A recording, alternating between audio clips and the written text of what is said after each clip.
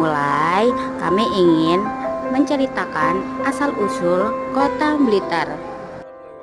Jadi, singkat cerita, Arya Blitar I lengser dan semburu meraih tahta dengan gelar Adipati Arya Blitar II.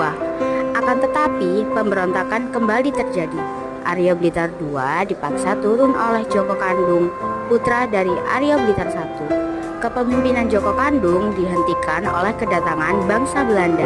Sebenarnya, rakyat Blitar yang multiteknis saat itu telah melakukan perlawanan, tetapi dapat diredam oleh Belanda.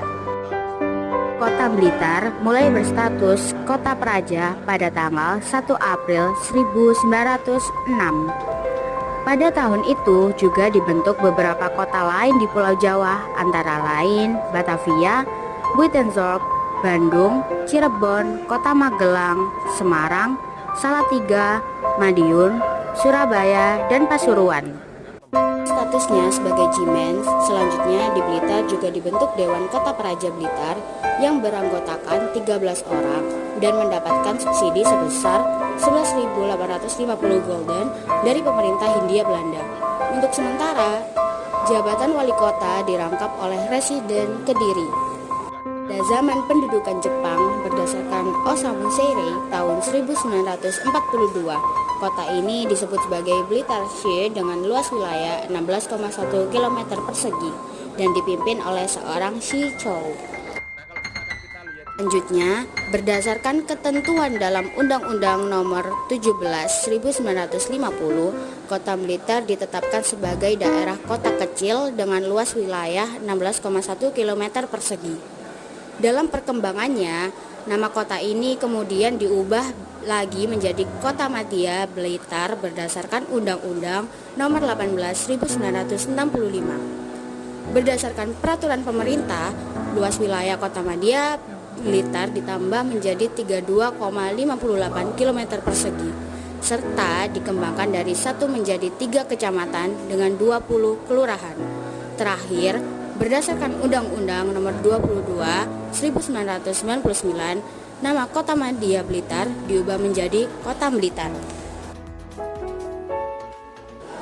Oke, sekarang kita lanjut ke budaya khas yang ada di Blitar. Bahasa yang digunakan oleh rakyat Blitar biasanya menggunakan Alek Mataram atau bahasa Jawa yang seringkali digunakan oleh masyarakat Jawa Tengah.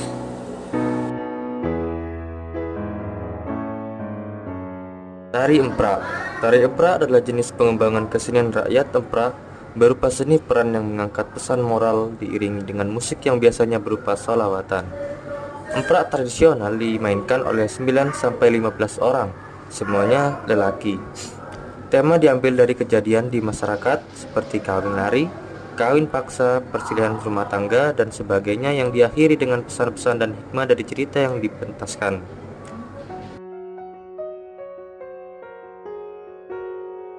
Jimbe. Jimbe merupakan alat musik pukul yang dimainkan dengan cara memukul menggunakan jari atau telapak tangan. Badan jimbe umumnya terbuat dari kayu yang dipahat menggunakan mesin atau secara tradisional menggunakan pahat tangan dengan bentuk menyerupai cawan atau piala. Bagian atas sebagai selaput yang biasanya menghasilkan getaran terbuat dari kulit hewan seperti kambing, sapi, atau hewan lainnya yang telah dikeringkan. Alat musik jimbe memiliki makna loh. Maknanya adalah semua orang berkumpul dalam damai.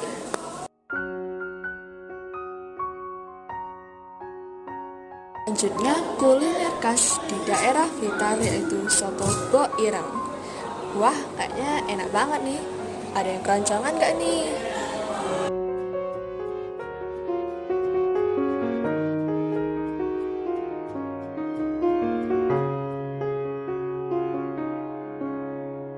Penataran yang berlokasi di kaki Gunung Kelut sehingga tak cuma memiliki udara sejuk yang menyegarkan, objek wisata ini juga dikelilingi panorama alam yang indah.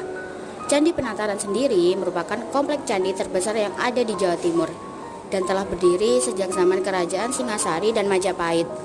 Konon, sumpah palapa yang diucapkan oleh Pati Gajah Mada untuk menyatukan Nusantara yang tersohor itu dikumandangkan di tempat ini. Pantai Pangi, destinasi wisata pantai alami yang menawarkan pemandangan tak kalah indah adalah Pantai Pangi. Akses menuju pantai ini tergolong minim dan sulit, sehingga menjadikan objek wisata di Blitar ini masih cukup sepi dari wisatawan. Namun, suasana sepi yang berpadu dengan deburan ombak serta pemandangan asri yang mengelilingi pantai justru membuat Pantai Pangi semakin menarik untuk dikunjungi. Goa Luweng, keindahan alam di Blitar juga bisa Topper temui di Goa Luweng yang terkenal akan pancuran air yang jatuh di bebatuan eksotis di dalam goa. Ditambah cahaya matahari yang menyelinap memasuki gua, menambah keindahan dari objek wisata di Blitar satu ini. Kampung Coklat. Kawasan agrowisata ini merupakan perkebunan coklat di mana Toppers bisa melihat lebih dekat proses pembibitan, penanaman, hingga proses akhir dari buah kakao, kemudian diolah menjadi coklat yang lezat. Tak hanya itu, objek wisata di Blitar ini juga dilengkapi berbagai sarana rekreasi yang bakalan buat liburan bersama keluarga semakin seru. Kita sudah sampai di penghujung video ini. Terima kasih banyak kepada para penonton yang telah menonton video ini dari awal sampai akhir.